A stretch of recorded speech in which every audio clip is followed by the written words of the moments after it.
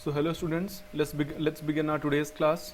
Today is I guess our fourth class of non-profits organization, and in this class we will solve questions of subscription account. I will be solving two questions of subscription account which are very identical when you read that, but however there is a very big difference between those two questions. So I am presenting the question before you. Please copy the questions. Question number 4 and question number 5.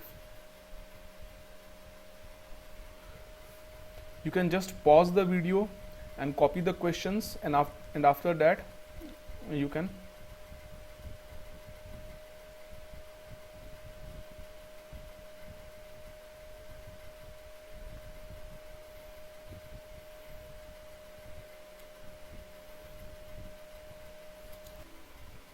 तो question number 4 और question number 5 हम लोग का solve करेंगे. उसके पहले हम लोग इन दोनों क्वेश्चन को पढ़ते हैं. इन दोनों क्वेश्चन में मेन डिफरेंस क्या है. जैसा कि मैंने यहाँ पेन से मार्क कर दिया है, क्वेश्चन बिल्कुल सेम मिलेगा आपको, बट ऊपर में लिखा हुआ है सब्सक्रिप्शन एज ऑन 31/12/2012. यहाँ पे मार्क करने वाला वर्ड है एज ऑन. दूसरे क्वेश्चन में लिखा हुआ है फॉर द ईयर 2012. दोनों में क्या डिफरेंस है ये चीज़ हम लोग अभी डिस्कस करेंगे. पहले हम लोग क्वेश्चन नंबर 4 और क्वेश्चन नंबर 5 दोनों को हम लोग बनाते हैं. ठीक है, जो इन्फॉर्मेशन दिया हुआ है उसको हम लोग रिकॉर्ड करते हैं, उसी के बाद हम लोग आगे जो है इसको सॉल्व करेंगे. आई होप कि आप लोगों ने क्वेश्चन को कॉपी कर लिया होगा. क्वेश्चन कॉपी नहीं किया है तो प्लीज़ वीडियो को बैक जा करके रिवाइंड करके क्वेश्चंस को कॉपी कर लीजिए. Question number 4 and question number 5, ये दोनों क्वेश्चंस बहुत ज़रूरी हैं, क्योंकि ये दोनों क्वेश्चंस आपके मन में कन्फ्यूज़न क्रिएट कर सकते हैं, क्योंकि क्वेश्चन देखने में बहुत सिमिलर है. तो क्वेश्चन नंबर 4 और क्वेश्चन नंबर 5 हम लोग बनाना स्टार्ट करते हैं. I have already prepared formats. This is question number 4, this is question number 5. So here I will write subscription account, particulars,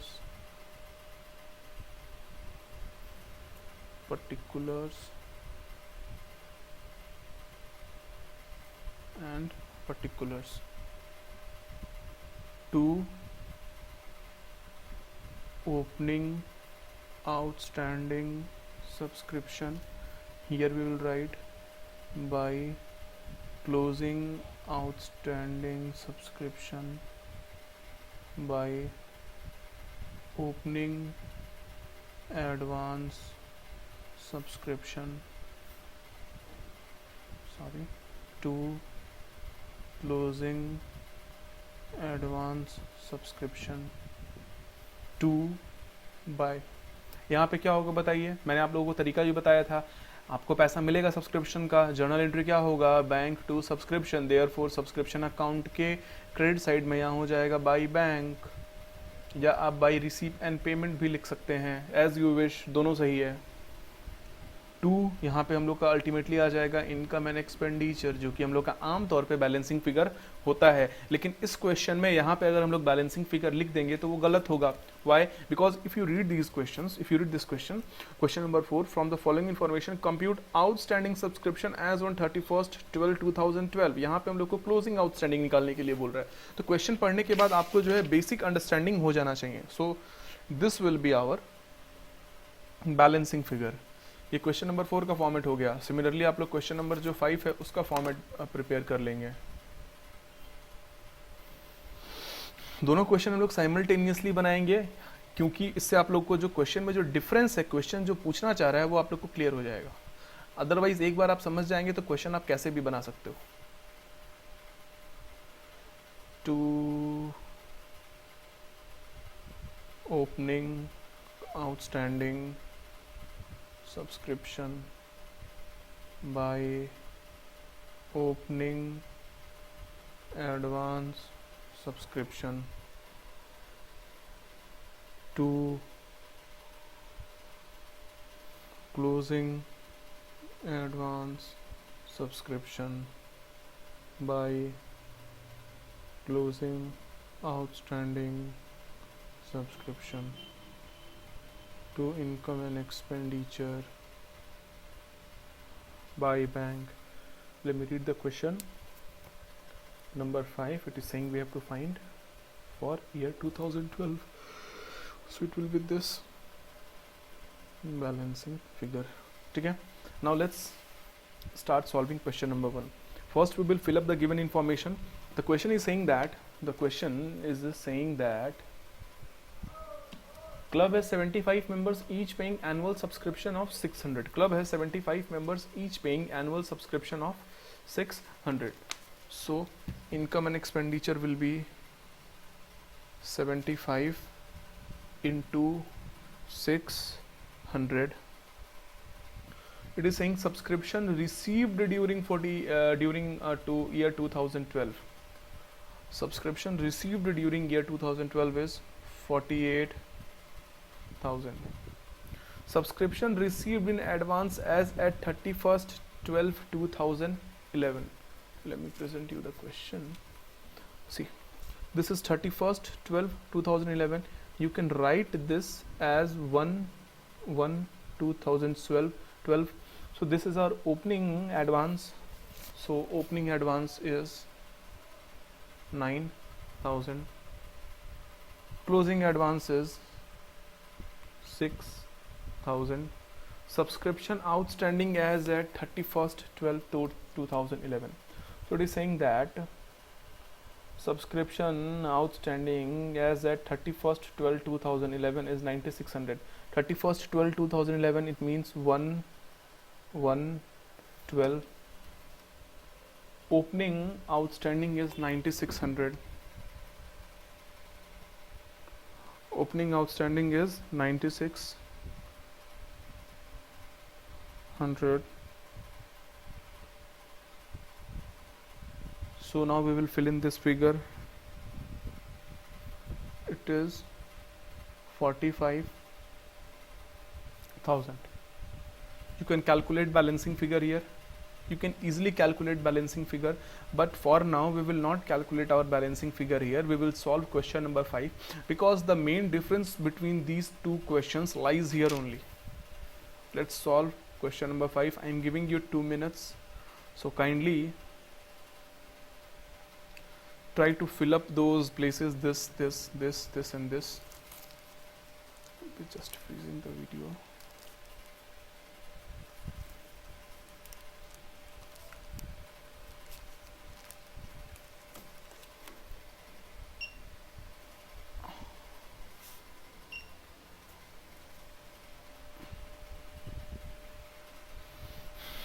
Let's fill up these places. 7 into 600. 70 into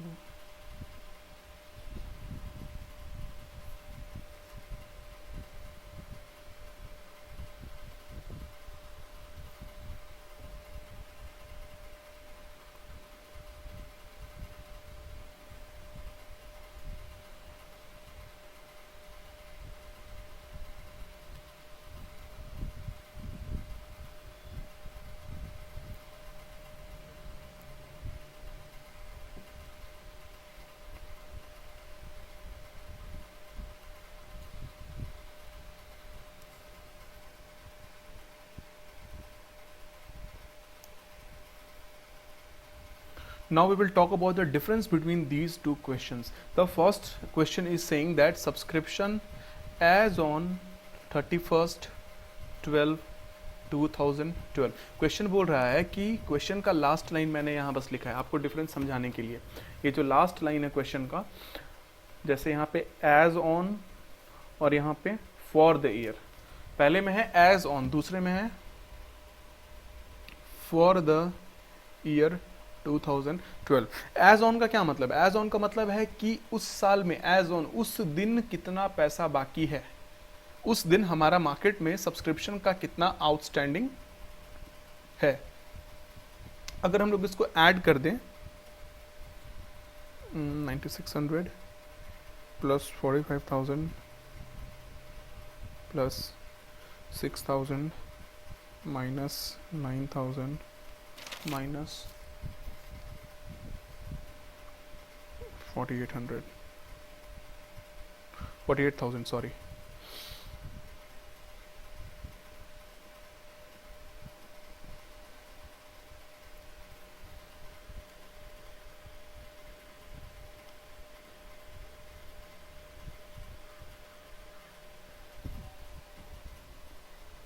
So I think I have made a mistake here. It will be 15,600. It will be 15,600. So our balancing figure is 9,600. Okay. How have I calculated this 9,600? Wait a second. Total is 66,600. 66,600. Now you will add these two and you will subtract it from this, then you will get this 9,600. So this is our balancing figure, which means that on 31st 12/2012 subscription outstanding is 9,600। यानी कि ये जो balancing figure है ये कैसे आया है, इन दोनों को जोड़ दिया, 9,000 और 48,000 को हमने जोड़ दिया और इसको फिर इस टोटल से माइनस कर दिया, तो हम लोग का ये बैलेंसिंग फिगर आ गया। ये 9,600 क्या है, ये हम लोग का 2012 के आखिरी में इतना पैसा मार्केट में हम लोग का बचा हुआ है, ये वो अमाउंट है। क्वेश्चन नंबर 5 में हम लोग आते हैं। क्वेश्चन नंबर 5 क्या बोल रहा है, क्वेश्चन नंबर 5 okay.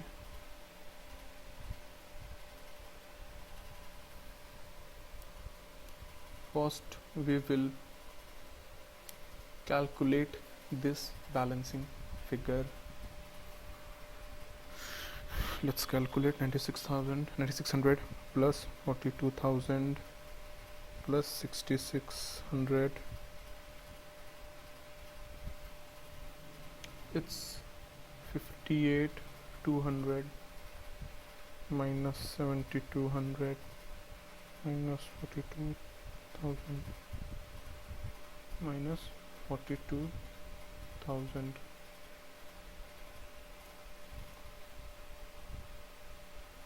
$58,200.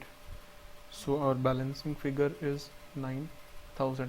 अब हम लोग को दोनों क्वेश्चन में डिफरेंस समझना है। क्वेश्चन नंबर 5 क्या बोल रहा है, question number 5 is saying that subscription for the year 2012 बोल रहा है कि हम लोग को आउटस्टैंडिंग सब्सक्रिप्शन ईयर 2012 के लिए निकालना है, यानी 2012 का कितना पैसा बाकी है। जैसा कि हम लोग देख सकते हैं ये जो 9600 है ये 2011 का है, this 9600 is outstanding for previous year.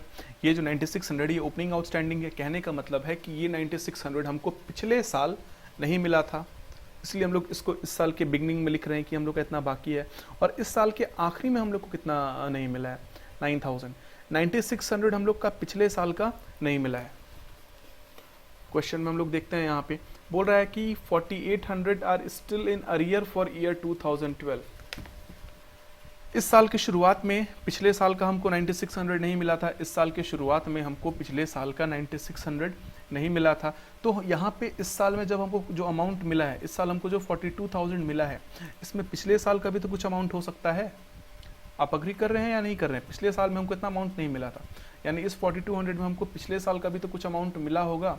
और क्वेश्चन के आखिरी में हम लोग को क्लियरली बोल दिया है कि हम लोग के करंट ईयर में पिछले साल का 4800 आउटस्टैंडिंग है, पिछले साल का 4800 आउटस्टैंडिंग है। Is it clear to you? पिछले साल का 4800 जो है हम लोग का वो आउटस्टैंडिंग है। हम लोग को पिछले साल का 4800 नहीं मिला है, इसको हम लोग साइड करते हैं। इस ईयर के लास्ट में हम लोग का कितना बाकी है, 9,000 बाकी है। इस ईयर के लास्ट में हम लोग का 9,000 बाकी है, तो इस 9,000 में हम लोग का 4800 भी तो होगा। तो एक बात बताओ, 9,000 में 4800 पिछले साल का है, 9,000 में 4800 पिछले साल का है, तो इस साल का कितना हो जाएगा, 4200 होगा। क्या आप अग्री कर रहे हैं? तो यहाँ पे क्वेश्चन क्या बोल रहा था, क्या निकालना हम लोग को, outstanding for the year 2012। So outstanding for year 2012 कितना होगा, जो पूरा इस साल के आखिरी में जितना पैसा बाकी है हम लोग का, इस साल का आखिरी का जो टोटल हम लोग का है आउटस्टैंडिंग, उतना माइनस पिछले साल का 4800 जो कि हो जाएगा हम लोग का 4200। This is our answer. जिन लोगों को ये क्लियर नहीं हुआ है उन लोग को मैं एक छोटा सा एक एग्जांपल दे करके यहाँ समझाने का कोशिश कर रहा हूँ। मान लीजिए कि आप किसी को पैसा दिए, it is as simple as that you have given money to someone. Suppose last year you gave him 10,000 rupees. आपने पिछले साल किसी को 10,000 रुपया दिया, उसमें से उसने आपको 6,000 रुपया लौटा दिया, तो आपका कितना आउटस्टैंडिंग है? 4,000 का आउटस्टैंडिंग है। ये तो क्लियर है आपको। आपने फिर उसको इस साल 50,000 रुपया दिया, उसमें से उसने आपको 26,000 रुपया लौटा दिया। उसने उसमें से 26,000 रुपया लौटा दिया। तो उसने जो 26,000 रुपया आपको लौटाया है, उसके बाद आपका उसके यहाँ कितना पैसा बाकी है? मैं आपसे पूछूं तो इसको कंसिडर करके बताइएगा। 50 minus 26 it is 24,000 plus last year का 4,000, यानी आपको उससे 28,000 रुपया लेना है। 28,000 रुपया आपको करंट ईयर में लेना है। आप अग्री कर रहे हैं? आपको उससे 28,000 रुपया करंट ईयर में लेना है। करंट ईयर में कितना लेना है? 28,000। तो इस 28,000 को अगर आप इसको बाइफरकेट करेंगे तो आपको 24,000 और 4,000 मिलेगा। अब मैं आपसे पूछूं कि आपको करंट ईयर का कितना रुपया लेना है, बताइए। आपको उससे करंट ईयर का कितना रुपया लेना है, तो आप क्या करेंगे? 28,000 माइनस लास्ट ईयर का कितना अमाउंट बाकी है? 4,000। आपको उससे कितना लेना है? 24,000 रुपीज़ करंट ईयर का लेना है। कैसे निकाला? पिछले साल का जो बाकी है उसको टोटल लेने वाले में से हम लोग माइनस कर देंगे। आपको टोटल जितना उससे आउटस्टैंडिंग है उसमें से आप लास्ट ईयर के आउटस्टैंडिंग को माइनस कर दीजिएगा, तो आपको सिर्फ और सिर्फ करंट ईयर का आउटस्टैंडिंग मिल जाएगा। बात समझ में आ रहा है? ये क्या है? Current year outstanding. ऐसे लिख सकते हैं क्या? अमाउंट आउटस्टैंडिंग ऑफ लिखूं या फॉर लिखूं? क्वेश्चन देख सकते हैं, रेफर कर सकते हैं। बोलिए। फॉर करंट ईयर, यानी इस साल का कितना पैसा बाकी है। और फिर ये 28,000 क्या हो जाएगा? Amount outstanding as on last day of current year. I hope कि आप लोग को इसमें जो डाउट था वो आप लोग को क्लियर हो गया होगा।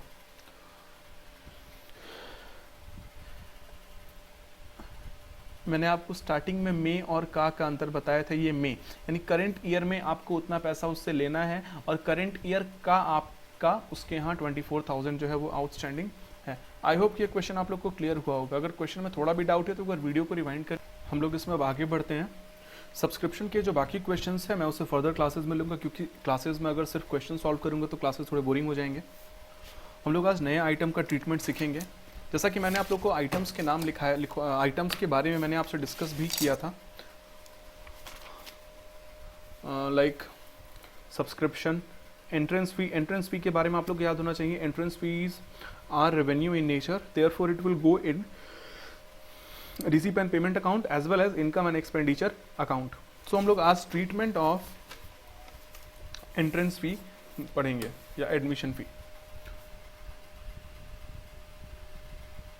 ट्रीटमेंट ऑफ एंट्रेंस फी और एडमिशन फी। एंट्रेंस फी या एडमिशन फी का हम लोग ट्रीटमेंट पढ़ेंगे यहाँ पे। एनपीओ में आपको एक चीज़ पता होना चाहिए कि बाकी जो आइटम्स हैं उन सब के ट्रीटमेंट बहुत आसान है। बस कुछ एक आइटम्स हैं जिनके ट्रीटमेंट में आप लोग को थोड़ा बहुत प्रैक्टिस करने का ज़रूरत है, क्योंकि वो थोड़े कॉम्प्लिकेटेड हैं। जैसे कि सब्सक्रिप्शन है, हम लोग आगे पढ़ेंगे। कंजम्पशन ऑफ आइटम्स पढ़ेंगे, उसका क्रेडिटर अकाउंट। आपको बस इन चीज़ों का जो है प्रैक्टिस करना है, बाकी ये सब चीज़ बहुत आसान है। एंट्रेंस फी, इसके बारे में इंपॉर्टेंट चीज़ क्या है? रेवेन्यू इन नेचर, ये कहाँ जाएगा? Receipt and payment account and income and expenditure account. दूसरा, if specifically mentioned to capitalize, then it will go in receipt and payment and balance sheet. आप उसको इस तरीके से समझिए कि ये जो आइटम है ये रेवेन्यू नेचर का है, यानी ये हम लोग का रिसीप एंड पेमेंट और इनकम एंड एक्सपेंडिचर अकाउंट में जाएगा। लेकिन क्वेश्चन में कहीं अगर स्पेसिफिकली बोल दिया कि हमें इसे कैपिटलाइज करना है, तब इसको हम लोग रिसीप एंड पेमेंट अकाउंट में तो भेजेंगे ही, लेकिन इनकम एंड एक्सपेंडिचर अकाउंट में नहीं भेज करके हम लोग इसको बैलेंस शीट में भेजेंगे। कैपिटलाइज का मतलब क्या होता है? कैपिटलाइज का मतलब क्या होता है मैं आप लोग से ये डिस्कस अभी कर लेता हूँ, उसके बाद ये आप लोग के लिए थोड़ा क्लियर हो जाएगा। अगर मैंने आपसे कहा कि किसी आइटम को मुझे कैपिटलाइज करना है, if I say you that I have to capitalize an item, then what we will do? Suppose, for example, I'm just giving a short example. Capitalizing means to send that item in balance sheet. This is format of our balance sheet, and here we will have capital. In non-profit organization में हम लोग capital fund लिखते हैं। अगर मैंने किसी item को capitalise करने के लिए कहा, इसका मतलब है उस आइटम को हम लोग को कैपिटल फंड में जोड़ देना है। दिस इज आवर अमाउंट, उस आइटम को हम लोग यहाँ लिखेंगे, उसके अमाउंट को यहाँ जोड़ करके हम लोग बाहर में उसको शो कर देंगे। कैपिटलाइज का मतलब यही हुआ। कैपिटलाइज का मतलब हुआ कि उस आइटम को हम लोग बैलेंस शीट में भेजेंगे, ना कि इनकम एंड एक्सपेंडिचर अकाउंट में। यहाँ पे मैं कुछ केसेस बनाता हूँ, मतलब मैं यहाँ पे कुछ केसेस लिखता हूँ। केस ए, एंट्रेंस फी कितना से 60,000 और कुछ नहीं कहा, एंट्रेंस फी बस 60,000 कहा और कुछ नहीं कहा। तो इसका मतलब आप क्या करेंगे? कुछ और इन्फॉर्मेशन नहीं दिया हुआ है। एंट्रेंस फी को नॉर्मली हम लोग क्या करते हैं, रेवेन्यू इन नेचर मानते हैं। तो एक यहाँ पे एक शॉर्ट फॉर्मेट के लिए मैं आप यहाँ बना के रिसीप एंड पेमेंट अकाउंट, इसका जो ये रिसीप साइड हो गया, ये पेमेंट साइड हो गया। यहाँ पे मैं लिख दूंगा टू एंट्रेंस फी 60,000। ये तो उसका डिस्क्लोजर हो गया रिसीप एंड पेमेंट अकाउंट में। इनकम एंड एक्सपेंडिचर अकाउंट बनाऊंगा तो सॉरी फॉर दिस हॉच पॉच, यहाँ हो गया, सॉरी यहाँ हो गया एक्सपेंडिचर, इधर हो गया इनकम। तो यहाँ पे क्या लिखूंगा, हम लोग क्या लिखेंगे, बाय एंट्रेंस फी कितना 60,000। ये क्लियर है आप लोगों को?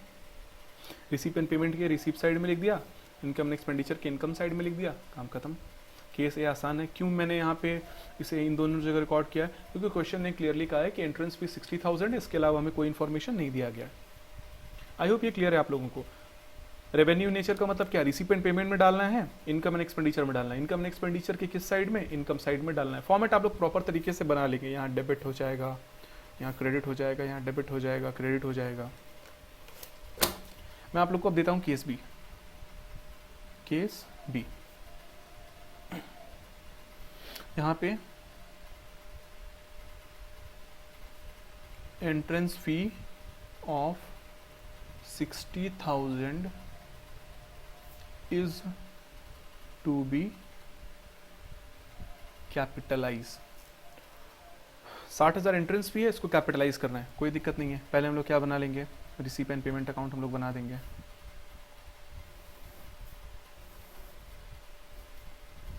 ये रिसीप हो गया, ये पेमेंट हो गया। यहाँ पे लिख देंगे हम लोग टू एंट्रेंस फी कितना 60,000। ठीक है, क्या बोल रहा है, कैपिटलाइज। मैं यहाँ पे लिख भी देता हूँ, कैपिटलाइज का क्या मतलब होता है, adding in capital fund of balance sheet.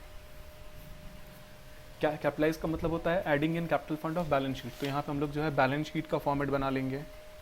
ये बस एक अंडरस्टैंडिंग के लिए है, ताकि हम लोग आगे जब बड़ा क्वेश्चन बनाए तो आप बहुत स्मूथली उस क्वेश्चन को बना लेंगे। आइटम्स का ट्रीटमेंट आना बहुत ज़रूरी है। यहाँ पे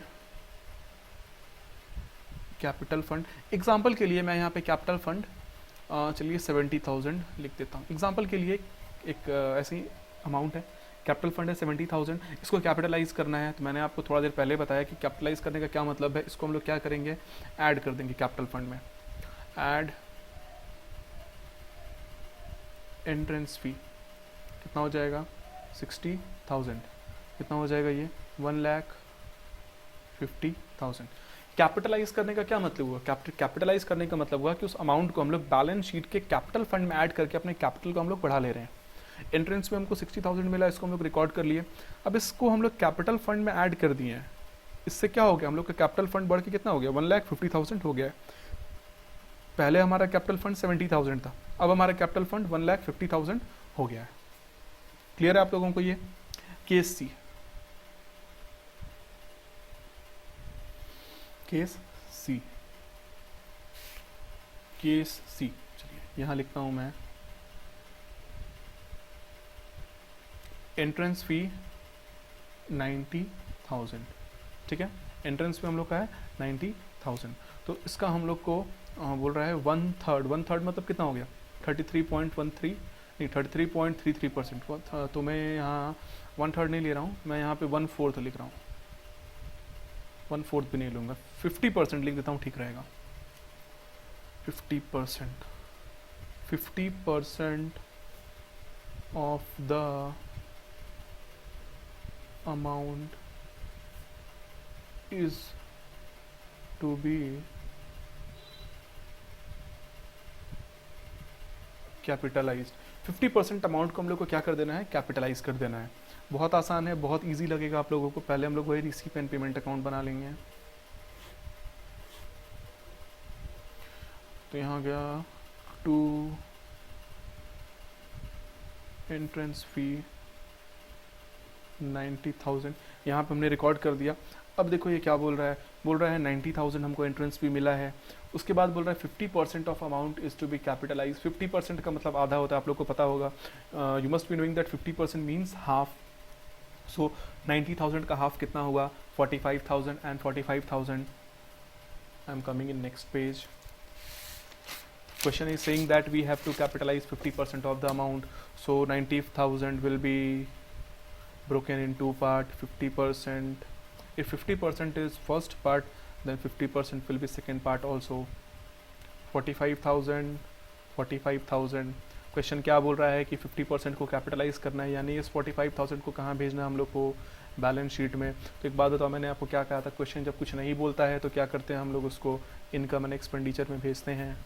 यहाँ पे क्वेश्चन ने कहा कि 50% कैपिटलाइज करना है, कोई दिक्कत नहीं है, 45,000 को हम लोग बैलेंस शीट में भेज देंगे। तो जो फर्स्ट 45,000 है, जो आगे का 45,000 है, उसको हम लोग कहाँ भेजेंगे बताइए, इनकम एंड एक्सपेंडिचर अकाउंट में। यानी इस पर्टिकुलर क्वेश्चन के लिए हम लोग रिसीप एंड पेमेंट अकाउंट भी बनाएंगे, इनकम एंड एक्सपेंडिचर अकाउंट भी बनाएंगे और बैलेंस शीट भी बनाएंगे। आई होप आप लोग को ये समझ में आ रहा होगा। सब्सक्रिप्शन वाला जो पोर्शन है, वहाँ पे कुछ बच्चों को दिक्कत हो सकती है, because lots of calculation is involved there, and most of the students are not very attentive in class 11th, so they might find problem in that and they might be troubled with that. Income and expenditure ये हो गया, expenditure ये हो गया, income here will be by entrance fee। समझने के लिए मैं यहाँ 50% लिख देता हूँ, कितना हो जाएगा, 45,000। फिर यहाँ आ गया बैलेंस शीट, बैलेंस शीट में वही ये हो गया लायबिलिटी, ये हो गया एसेट्स। बहुत सारे बच्चों को बैलेंस शीट में ये दिक्कत होता है कि आगे एसेट्स होगा या पीछे एसेट्स होगा। तो मैं एक बच्चों को एक शॉर्ट ट्रिक बताता हूँ कि यूएसए में एक प्लेस है जिसका नाम है लॉस एंजलिस। तो आप लॉस एंजलिस का एल और ए याद कर लो, एल ए शॉर्ट में बोलते हैं। आगे आ जाएगा लायबिलिटी, पीछे चला जाएगा assets. It is a simple trick. Now capital fund, capital fund का जो भी अमाउंट रहेगा उसके नीचे हम लोग ऐड कर देंगे एंट्रेंस फी 50%, दैट इज़ 45,000। जो भी अमाउंट होगा हम लोग बाहर में ऐड करके लिख देंगे। आई होप ये आपको ट्रीटमेंट जो है बहुत क्लियरली समझ में आया होगा, इसमें कोई डाउट नहीं होगा आप लोगों को। फाइन। प्लीज़ माफ़ कीजिएगा, क्योंकि मैंने जब ये लिख के इसे रिकॉर्ड किया था अभी, तो वो रिकॉर्डिंग डिलीट हो गया है। एनीवेज मैं आपको एक एक चीज़ यहाँ एक्सप्लेन करूँगा, तो उससे आपको कोई फ़र्क नहीं पड़ेगा। मैं बस यहाँ लिख नहीं पाऊँगा क्योंकि ये चीज़ें पहले से लिखी हुई हैं, आप बस इसे कॉपी कर लीजिएगा। हम लोग का जो अगला आइटम है वो है डोनेशंस का ट्रीटमेंट। जैसा कि हम लोग पढ़े थे, डोनेशन जो होता है वो दो तरीके का होता है, जनरल डोनेशन और स्पेसिफिक डोनेशन। जनरल डोनेशन के बारे में अगर हम लोग बात करें तो जनरल डोनेशन भी दो तरीके का होता है, general donation of small amount और general donation of large amount. General donation of small amount के बारे में हमने पढ़ा था कि वो रेवेन्यू आइटम है, और जैसे ही कोई आइटम अगर रेवेन्यू नेचर का है तो आप उसे तुरंत कहाँ रिकॉर्ड करेंगे, इनकम एंड एक्सपेंडिचर में। General donation of large amount capital item का होता है, कैपिटल नेचर का होता है, वो कहाँ लिखेंगे हम लोग, बैलेंस शीट में। यहाँ पे एक क्वेश्चन हम लोग लिखे हैं, donation received from X 20,000, from Y 20 lakh. आपको तुरंत समझ में आ रहा है ये छोटा अमाउंट है और ये बड़ा अमाउंट है, तो हम लोग इसको एक ही क्वेश्चन में एक ही फॉर्मेट में रिकॉर्ड करेंगे। ये 20,000 तो रिसिपेंट पेमेंट में जाएगा और ये 20 लाख भी रिसिपेंट पेमेंट अकाउंट में जाएगा। रिसिपेंट पेमेंट अकाउंट में मैंने टू डोनेशन बोल करके एक्स का अमाउंट 20,000, वाई का अमाउंट 20 लाख लिख दिया है। टोटल यहाँ 20 लाख 20,000 हम लोग का हो गया है। अब आप लोग को पता है कि रेवेन्यू आइटम जो है वो हम लोग का इनकम एंड एक्सपेंडिचर अकाउंट में जाएगा।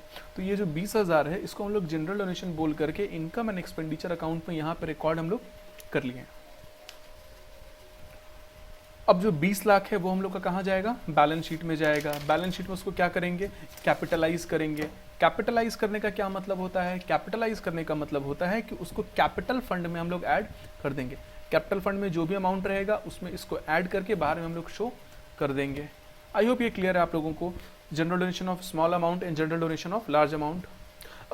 अगर क्वेश्चन में स्मॉल अमाउंट नहीं दिया हुआ है, लार्ज अमाउंट दिया हुआ है, तो आप लोग उसको सीधा बैलेंस शीट में रिकॉर्ड कर लेंगे। इसके बाद जो हम लोग का अगला आइटम है, सबसे इंपॉर्टेंट आइटम जो इसके बाद अगला, one of the most important item है, वो है स्पेसिफिक फंड। स्पेसिफिक फंड का मतलब क्या होता है, देखिए स्पेसिफिक फंड वो फंड है जिसको हम लोग किसी पर्टिकुलर पर्पस के लिए यूज़ कर सकते हैं, यूज़ करना पड़ेगा। I am sorry for my words. Specific fund वो फंड है जिसको हम लोग किसी पर्टिकुलर पर्पस के लिए यूज़ करते हैं। जैसा एग्जाम्पल के तौर पे स्पेसिफिक फंड का मतलब क्या है, स्पेसिफिक का मतलब मैं आपको समझा देता हूँ। आपके पेरेंट्स ने आपको 100 रुपया दिया और बोला कि ये पॉकेट मनी है, जाओ। यानी उन्होंने आपको मेंशन नहीं किया कि आपको उस पैसे का क्या करना है। तो आप उसका कुछ भी कर सकते हैं, उससे मूवी देख सकते हैं, उससे आप कुछ खा सकते हैं, उसको आप सेव कर सकते हैं। लेकिन आपके पेरेंट्स ने आपको 20 रुपया दिया और कहा कि जाके आइसक्रीम खा लो, तो आप उस 20 रुपये का क्या करेंगे, आपको उस 20 रुपये को आइसक्रीम पे ही स्पेंड करना पड़ेगा। You will have to spend the 20 rupees only on ice cream. So same funda applies here. Specific fund are used for particular purpose only, which and what are those particular purposes? किसी भी item के पीछे fund है, आगे नाम दिया हुआ है, वो स्पेसिफिक फंड है। जैसे स्पेसिफिक फंड में यहाँ पे प्राइज फंड है, बिल्डिंग फंड है। प्राइज फंड का मतलब आपको समझ में आ रहा होगा, प्राइज फंड मतलब क्या, प्राइज फंड वो फंड है जिसको हम लोग सिर्फ और सिर्फ प्राइज में खर्च करेंगे। बिल्डिंग फंड क्या होगा बताइए, बिल्डिंग फंड वो फंड है जिसको हम लोग सिर्फ और सिर्फ बिल्डिंग को कंस्ट्रक्ट करने में खर्च करेंगे। ठीक है, तो प्राइज फंड रिसीव्ड, आपको प्राइज फंड मिला है, तो आप क्या करेंगे, स्पेसिफिक फंड है, कहाँ जाएगा, छोटा हो बड़ा हो कहाँ जाएगा, ये स्पेसिफिक फंड बैलेंस शीट में जाएगा। बैलेंस शीट में इसको हम लोग कैपिटलाइज नहीं करेंगे। यहाँ देखिएगा, कैपिटल फंड में मैंने इसे ऐड नहीं किया, इसे मैंने सेपरेटली डिस्क्लोज किया है। यानी स्पेसिफिक फंड जो होते हैं उसे हम लोग कैपिटलाइज नहीं करते हैं, बैलेंस शीट में सेपरेटली डिस्क्लोज हम लोग करते हैं। इसे कॉपी कर लीजिए आप लोग, पॉज करके कॉपी कर लीजिएगा। उसके बाद हम लोग आगे चलते हैं। यहाँ पे देखिए क्या है, प्राइस फंड है 2000। यहाँ पे हम लोग को प्राइस फंड जो दिया है कितना दिया है, प्राइस फंड यहाँ पे हम लोग को 2000 रुपीज़ दिया है। उसके साथ ही हम लोग को प्राइस एक्सपेंसेस 1200 दिया हुआ है। तो आप एक बात बताओ, आपको आइसक्रीम का 20 रुपया मिला, आपने उसमें से 15 रुपये का कोई आइसक्रीम खा लिया, आपके पास कितना बचा, 5 रुपया बचा। वो 5 रुपये आप क्या करोगे, संभाल के रख दोगे, तो आइसक्रीम में से 5 रुपया बचा है। सेम फंडा will be applicable here. Price fund is 2000, price expenses is 1200। Price fund 2000 है, प्राइस एक्सपेंसेस 1200 है। तो ये जो 1200 है इसे हम लोग इनकम एंड एक्सपेंडिचर में नहीं भेजेंगे, इसे हम लोग क्या करेंगे, इसी प्राइस फंड से हम लोग माइनस करेंगे। मैंने यहाँ ऊपर में लिखा भी है, if there is any specific fund, अगर हमारे यहाँ कोई स्पेसिफिक फंड है, and there is any expenses related to it, अगर हमारे पास कोई स्पेसिफिक फंड है और उसके साथ हमें कोई और एक्सपेंसेस भी दिया हुआ है, फंड है उसी का एक्सपेंसेस है, तो उस एक्सपेंस को हम लोग क्या करेंगे, उसी फंड में माइनस करेंगे। समझ में आ रहा है? या फिर यूँ समझो कि आपको 20 रुपये आइसक्रीम का मिला, आपने 15 रुपये का आइसक्रीम खाया, तो आप वो 15 रुपये क्या करोगे, पापा को अलग से कहोगे कि पापा 15 रुपये आइसक्रीम पे खर्च हुआ है, या फिर वो जो 20 रुपये आइसक्रीम का था आप लोग उसी में उसे माइनस करोगे, आप लोग उसी 20 रुपीज़ में से इस 15 रुपीज़ को माइनस करोगे। Similarly price fund is 2000 and price expenses is 1200, तो therefore this 1200 will be subtracted from this price fund. Price fund कितना है 2000, प्राइस एक्सपेंसेस कितना है 1200, देयरफॉर द अमाउंट इज 800। ये बैलेंस शीट में ही जाएगा। फिर मैं यहाँ पढ़ देता हूँ, if there is any specific fund, अगर कोई स्पेसिफिक फंड है और उसका कोई एक्सपेंसेस भी है, तब क्या करेंगे, उस एक्सपेंस को हम लोग उसी फंड में से डिडक्ट करेंगे and it will not be recorded in income and expenditure account. और ये 1200 रुपया जो है वो इनकम एंड एक्सपेंडिचर अकाउंट में नहीं जाएगा। इसके बाद मैंने एक यहाँ पे अगला क्वेश्चन बनाया है ताकि ये पॉइंट आपको क्लियर हो जाए। प्राइस एक्सपेंसेस कितना है 1200 है, प्राइस एक्सपेंसेस इज 1200 और कोई भी प्राइस फंड नहीं है। आप ये क्वेश्चन भूल जाओ, ये क्वेश्चन नहीं है, this question does not exist. हाँ, इस पॉइंट को आप दिमाग में रखो, कोई फंड है, उस फंड से संबंधित खर्च है तो उस खर्च को उसी फंड में माइनस करेंगे। समझ में आ रहा है, इनकम एंड एक्सपेंडिचर में वो नहीं जाएगा, वो जो है सिर्फ और सिर्फ बैलेंस शीट में उसी फंड में से माइनस हो जाएगा। ठीक है, प्राइस एक्सपेंसेस कितना है 1200 है और कोई भी प्राइस फंड नहीं है, प्राइस फंड नहीं है तो बैलेंस शीट नहीं होगा। प्राइस एक्सपेंसेस कितना है 1200, कोई फंड है क्या, नहीं है, तो ये 1200 क्या करेंगे हम लोग, इनकम एंड एक्सपेंडिचर के एक्सपेंडिचर साइड में हम लोग इसको रिकॉर्ड कर लेंगे। आई होप कि आप लोग को क्लियर है। अगर आप लोग को ये पोर्शन, ये टॉपिक क्लियर नहीं है तो प्लीज़ आप मुझे इन्फॉर्म कर दीजिएगा, मैं इसे दोबारा लिख के आप लोगों को क्लियर कर दूंगा। So that's all for today, thank you.